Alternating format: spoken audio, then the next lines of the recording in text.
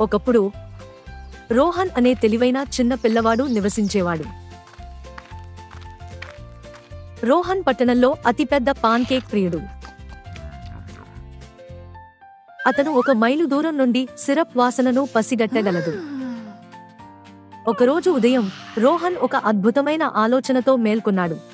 నేను దొంగచాటుగా pan cake దుకాణంలోకి వెళ్లి ఇప్పటివరకు తయారు చేసిన గొప్ప పాన్ కేక్ ను తీసుకుంటాను.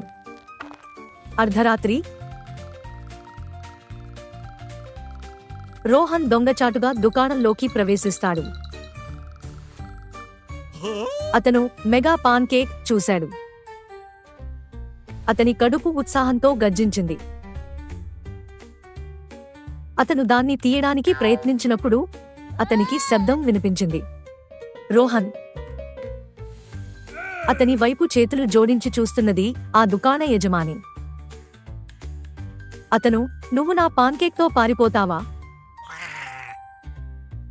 రోహన్ ఒక్క క్షణం ఆలోచించి తల ఊపాడు.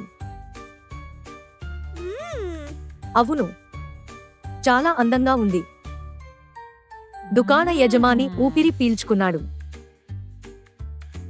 ఎందుకు నేరుగా అడగలేదు? ఎందుకంటే నువ్వు చేయవని నేను అనుకున్నానా? రోహన్ అంగీకరించాడు. దుకాణ యజమాని నవ్వడం మొదలుపెట్టాడు. సరే, మీరు కస్టమర్ల కోసం పాన్ కేక్లను తయారు చేయడంలో నాకు సహాయం చేస్తే మీ స్వంత మెగా పాన్ కేక్ ను ఎలా తయారు చేయాలో నేను మీకు నేర్పుతాను. రోహన్ కళ్ళు వెలిగిపోయాయి.